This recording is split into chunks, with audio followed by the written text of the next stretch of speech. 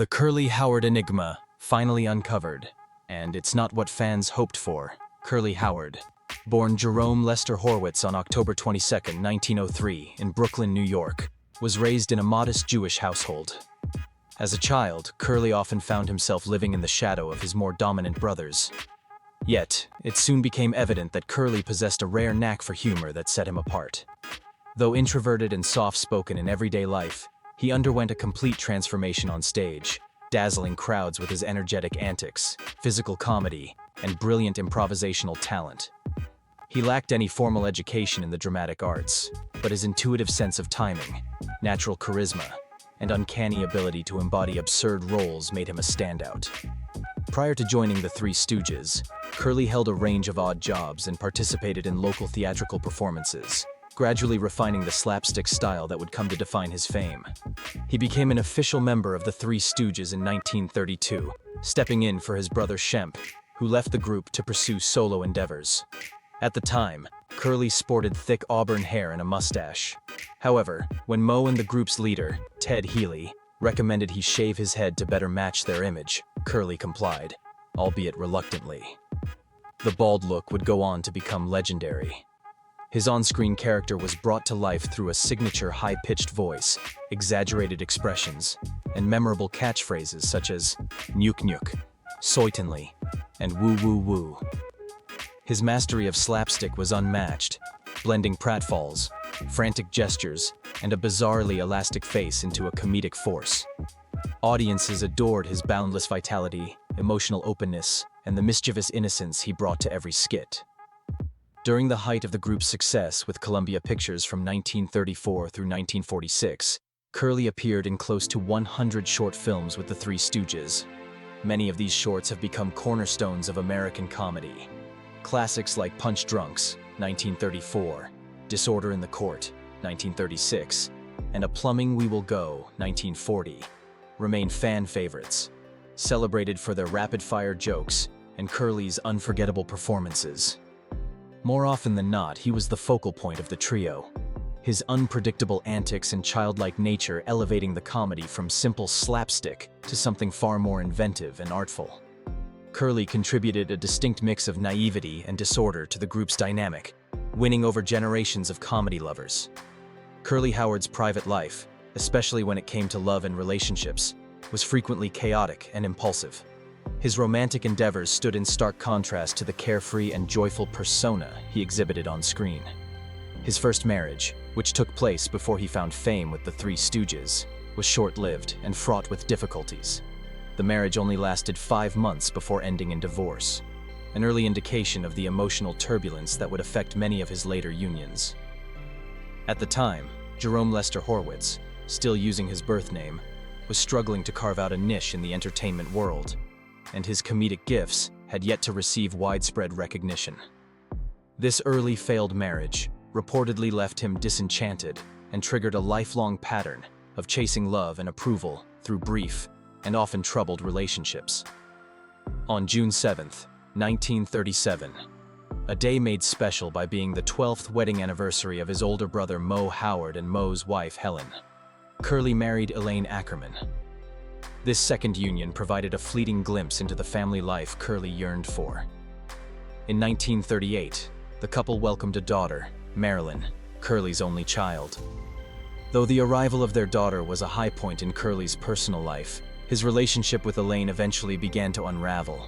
Conflicting personalities, the demands of Curly's intense work schedule, and his increasingly erratic behavior all contributed to the marriage's decline. By June 1940, the couple had divorced. While Curly managed to maintain some contact with his daughter, the separation marked a significant emotional setback and likely played a role in the physical and mental decline he would endure in the years that followed. After his second divorce, Curly's health began to deteriorate at an alarming pace, an issue that would persist throughout the remainder of his life. Always susceptible to changes in weight, Curly started gaining significantly during this period, and his ballooning size became a concern for both family and colleagues.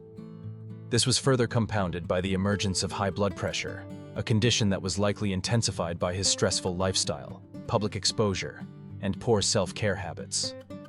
Far removed from the joyous whirlwind he portrayed in film, The real-life Curly was increasingly worn down by fatigue, illness, and a host of ongoing medical issues that would haunt him permanently. His responsibilities as a stooge only worsened these problems. Even during World War II, when their film production paused roughly 7 months each year, the damage to his health continued. During the downtime in their film production schedule, the Stooges committed themselves to live shows and morale-boosting appearances for U.S. troops, especially during World War II. These tours were demanding, taking them all over the nation and abroad, often requiring several performances a day. They faced intense travel schedules, tough environments, and the pressure of keeping spirits high. Although these appearances were meant to uplift soldiers, the toll they took, particularly on Curly Howard, whose health had started to decline, was significant. Despite struggling physically, Curly continued to take the brunt of the slapstick comedy, performing pratfalls, tumbles, and exaggerated gestures that severely strained his already ailing body. Offstage, expectations were just as rigorous. Mo Howard, the de facto leader and disciplinarian of the group, maintained a firm stance on professionalism, especially during tours. He enforced a strict no-drinking policy during work hours, a rule that Curly respected while on stage. However, once the lights dimmed and the curtains fell, Curly often reverted to unhealthy habits. He became a regular fixture in nightlife scenes, frequenting bars and clubs where he overindulged in food, alcohol, and the company of women. These late-night excursions, while temporarily comforting, only deepened his physical exhaustion and added to his mounting health issues. In addition to these personal struggles, Curly had a tendency toward irresponsible financial behavior. Despite earning a substantial income with the Three Stooges, he demonstrated little understanding of fiscal responsibility. He spent money as quickly as he made it, investing in lavish meals, fine liquor, expensive jewelry, and gifts for various romantic partners. He also had a penchant for purchasing real estate on impulse, without fully thinking through the long-term implications. His poor financial decisions repeatedly left him on the verge of bankruptcy, a concern that alarmed his brother Mo. Recognizing the severity of the problem, Mo stepped in to act as Curly's unofficial financial manager. He worked diligently to help his brother set up a budget, and even took on the tedious task of handling his income tax filings. Mo's involvement was more than just practical. It was a heartfelt gesture of familial love, showing the depth of their bond behind the scenes. While the world saw the chaos of slapstick routines, behind the curtain, Mo was fighting to keep his brother grounded and afloat. Despite the ongoing turmoil in his personal and professional life, Curly had a deeply compassionate and gentle side, especially when it came to animals. He held a particular fondness for dogs, finding in them the unconditional love and stability that eluded him in his romantic life. While on the road, Curly often encountered stray or abandoned dogs and was known to quickly grow attached. He would feed them, nurse them back to health, and even adopt them when possible. He often brought these dogs along on tours, refusing to leave them until he could find them proper homes. This habit surprised many, including fellow performers and hotel staff, who were often baffled by the sight of the comedian traveling with a group of dogs in tow. At home, when not filming or touring, Curly maintained several dogs as pets. His deep affection for them served as one of the few consistent sources of joy and emotional stability in his chaotic world. This softer, nurturing side stood in stark contrast to the frenetic, zany energy he displayed on screen and revealed the layers of his complex personality. Hoping to provide some emotional balance in Curly's life, Mo frequently encouraged his brother to pursue a stable romantic relationship. Taking this advice to heart, Curly launched into a whirlwind courtship with Marion Buxbaum, whom he married after only 2 weeks of dating. The couple tied the knot on October 17, 1945. Initially, the marriage seemed to promise the emotional anchor Curly had long been searching for. However, the union quickly soured. It became riddled with constant bickering, lack of trust, and incompatible lifestyles. The relationship dissolved within 9 months, and the divorce proceedings that followed were highly publicized. The press, always eager for sensational stories, seized on the opportunity to dramatize Curly's marital collapse.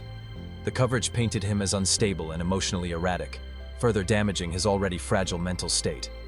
The intense media scrutiny and personal humiliation had a devastating impact on his health, which had already been in serious decline due to years of unchecked stress and poor self-care. Just 2 months before the divorce was finalized in July 1946, Curly suffered a massive stroke. This tragic event abruptly ended his career with the Three Stooges and marked the beginning of a rapid and irreversible deterioration in his health. The energetic, unpredictable comedian who once brought joy to millions was now physically incapacitated and emotionally drained. Still longing for companionship and some semblance of normalcy, Curly once again took a chance on love. On July 31, 1947, he married Valerie Newman, a woman who would remain with him until the end of his life. Unlike his previous marriages, this union proved to be the most enduring and stable. With Valerie, Curly finally found a sense of peace, support, and emotional grounding that had eluded him for so many years. She became his pillar of strength during his final chapter, offering comfort, care, and the kind of steadfast love he had always yearned for. That elusive sense of stability finally came to Curly in the later stages of his life.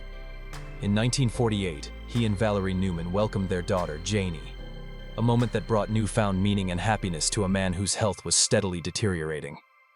Despite his mounting medical issues, Valerie remained a constant presence, offering unwavering support and companionship during his most challenging years, which were marked by recurring hospital visits and a sharp decline in his physical abilities. Unlike the volatile romances of his past, this relationship was rooted in real affection and mutual care, providing Curly with a rare sense of peace. The couple stayed together until his passing in 1952, bringing closure to a life defined by both comedic brilliance and profound personal struggle.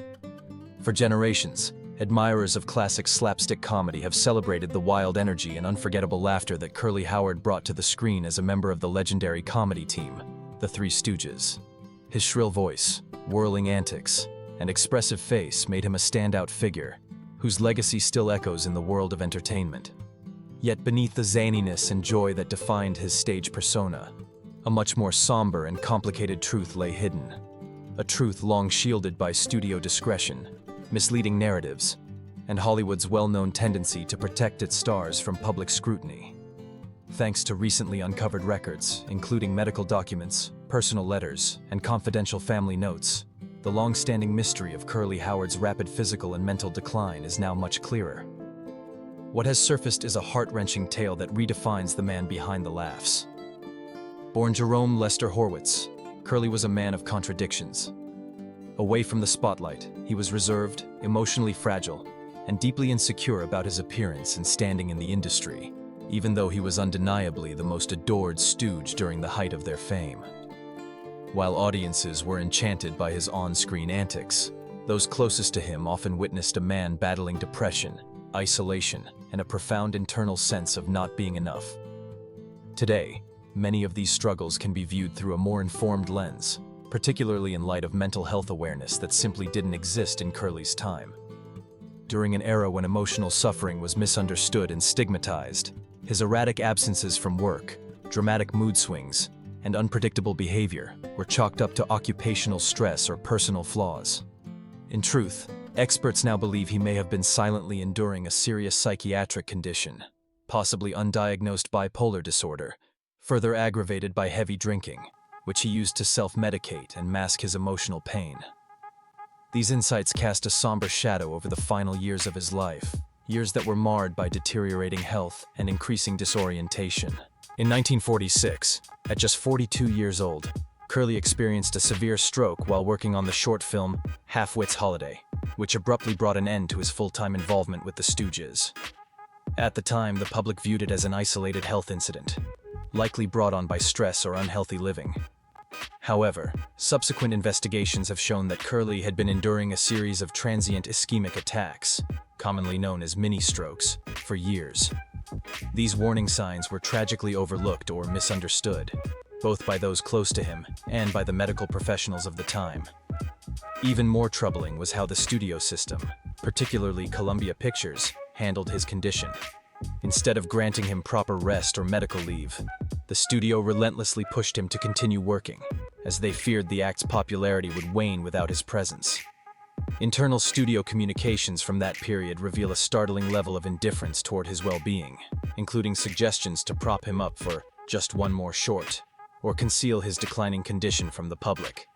Mo Howard, Curly's older brother and fellow stooge, did what he could to protect him, but his influence was limited within an industry built to value profit over people. After his stroke, Curly spent his remaining years in relative seclusion, moving between healthcare facilities and brief stays with family members. Though he made a short appearance in the 1947 film Hold That Lion, it was clear he was no longer the same vibrant performer. His energy was gone, replaced by visible frailty, confusion, and signs of premature aging. As further strokes followed, Curly became increasingly incapacitated, ultimately passing away in January 1952 at the age of 48. His death, though reported by the press, was marked by a noticeable absence of the public recognition his career truly deserved. The fresh revelations that have come to light, from private family documents and behind-the-scenes accounts to long-ignored medical evaluations, paint a tragic yet necessary portrait of a man who poured every ounce of himself into entertaining others, often at the expense of his own health and happiness. Curly Howard was far more than just a comic icon. He was a sensitive and deeply human figure who was ultimately failed by a system that didn't know how, or perhaps didn't care enough, to support him when he needed it most. The long-standing mystery surrounding his downfall no longer feels like a mystery at all. It has become a stark lesson about neglect, ignorance, and the personal toll of celebrity in an era that demanded constant smiles and laughter. Coming to terms with the reality behind Curly Howard's life doesn't offer the kind of comforting resolution fans might have hoped for. Instead, it confronts us with the painful truth that even the most joyful entertainers can endure immense private suffering. And often, those who bring the most laughter are the very ones hiding the deepest pain.